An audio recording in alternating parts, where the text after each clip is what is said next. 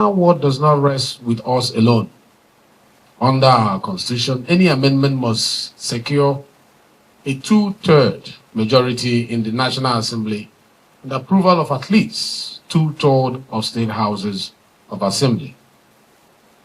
This means that the amendment we are proposing will only become law if they command broad cross-party support. And that begins here, in this room, with you. So I'm asking you today, engage with us. Study the bills before you. Consult with your party structures. Bring us your concerns. Bring us your suggestions. Bring us your ideas. This is not the end of the conversation. It is the beginning. Because a constitution is not just a legal document, it is a social contract. It is a promise we make to each other about the kind of country we want to build. And that promise must be one we all believe in. Distinguished leaders, as I round up, 26 years ago, Nigeria returned to democratic governance under the 1999 Constitution. It was a moment of great expectation. After decades of military rule, we dared to believe that a new era of freedom, a new era of justice, and a new era of prosperity was finally within reach. The Constitution we adopted was meant to be the bedrock of a new Nigeria. A Nigeria where power belongs to the people, where rights were guaranteed, and where institutions serve the common good. 26 years on, has this promise been fulfilled? Yes, Nigeria today is more democratic than ever before. We have conducted 7 successive general elections. Power has changed hands peacefully between parties. Our civil society is more vibrant than ever before. Our media is freer than ever before. Our judiciary, though tested, remains independent. On the one hand, our democracy has deepened. Political parties like yours have become the primary vehicles through which Nigerians participate in governance. Millions cast their votes in every election cycle, believing rightly that their choices matter. On the other hand, too many Nigerians feel left behind. Women remain severely underrepresented in our political structure, despite constituting half of our population. Our local governments, the closest tier of government to the people, remain weak and financially dependent. Electoral disputes drag on for years, creating uncertainty and undermining public confidence. The cooperative democracy we imagined 26 years ago has not fully materialized. Instead, we find ourselves in a moment of reckoning, a moment where we must ask, is our constitution still fit for purpose? Does it reflect the Nigeria we are today? Or is it anchored to the Nigeria of a bygone era? As leaders of Nigeria's political parties, you face this question every day. You see the gaps. You feel the frustrations. You hear the voices of ordinary Nigerians demanding more from their democracy. And that is precisely why you are here today. the House Committee on Constitutional Review, which I have the honor to chair, has embarked on the most comprehensive and consultative amendment process in Nigeria's democratic history. We have held retreats with legal scholars. We have convened dialogues with civil society organizations, the national security and the intelligence community, traditional rulers and professional associations. We have conducted zonal public hearings across all the 6 geopolitical zones of the country, gathering memoranda from thousands of Nigerians. But this process cannot be complete without your input. Political parties are not just participants in our democracy. No. You are the backbone of our democracy. You recruit candidates. You mobilize voters. You articulate competing visions for our nation's future in the form of manifestos.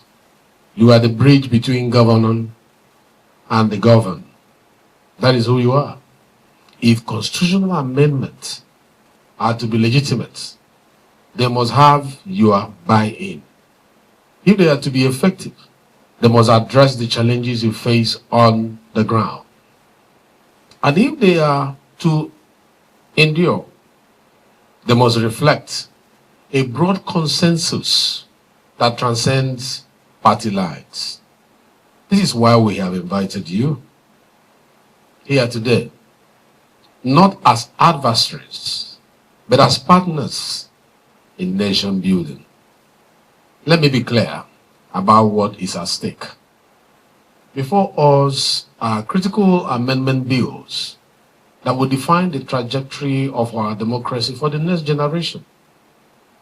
Bills that seek to guarantee women's representation in our legislative houses, ensuring that no Nigerian is excluded from decision-making because of their gender.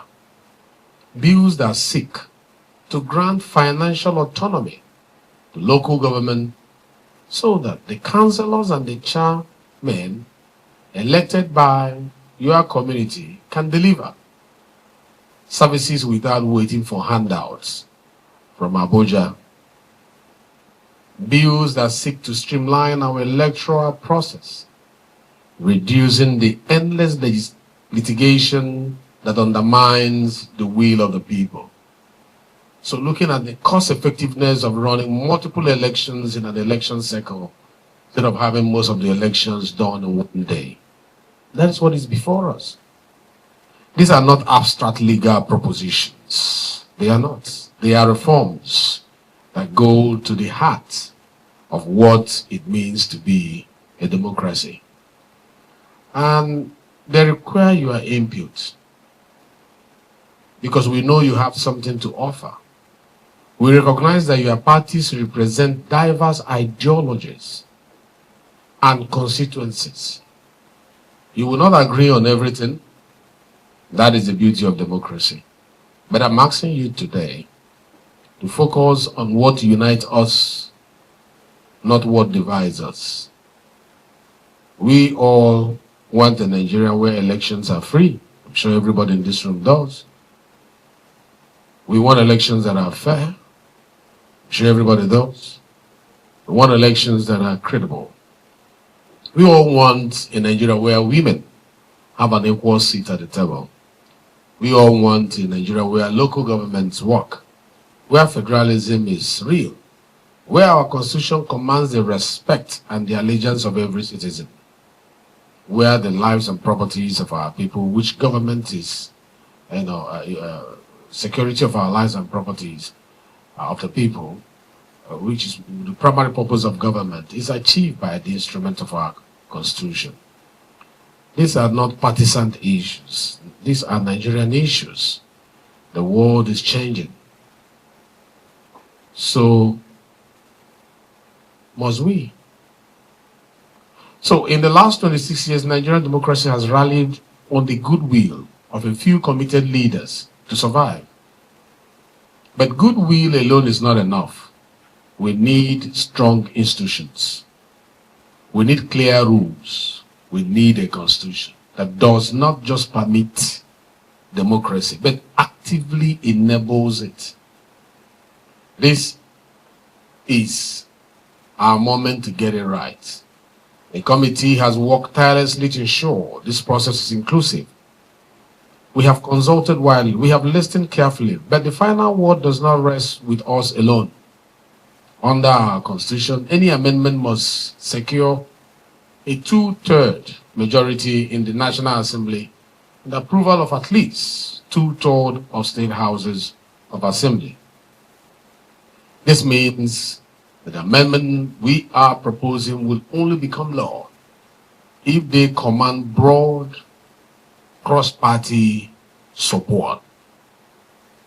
And that begins here, in this room, with you. So I'm asking you today, engage with us. Study the bills before you. Consult with your party structures. Bring us your concerns. Bring us your suggestions. Bring us your ideas. This is not the end of the conversation. It is the beginning. Because the Constitution is not just a legal document, it is a social contract. It is a promise we make to each other about the kind of country we want to build. And that promise must be one we all believe in. Distinguished leaders, as I round up, our values do not change. Nigeria will remain a democracy. But to sustain our democracy in a changing world, we must change the way it operates. We must give women their rightful place in government. We must empower local governments to serve their people. We must make our elections credible, our courts efficient. This is the work before us. And it is work we cannot do without you. Thank you for being here today. You've taken the right step forward by being here, patiently waiting to be part of this. Thank you for your service to Nigeria's democracy, and thank you for your willingness to work with us on this crucial journey. Together, we can build a constitution that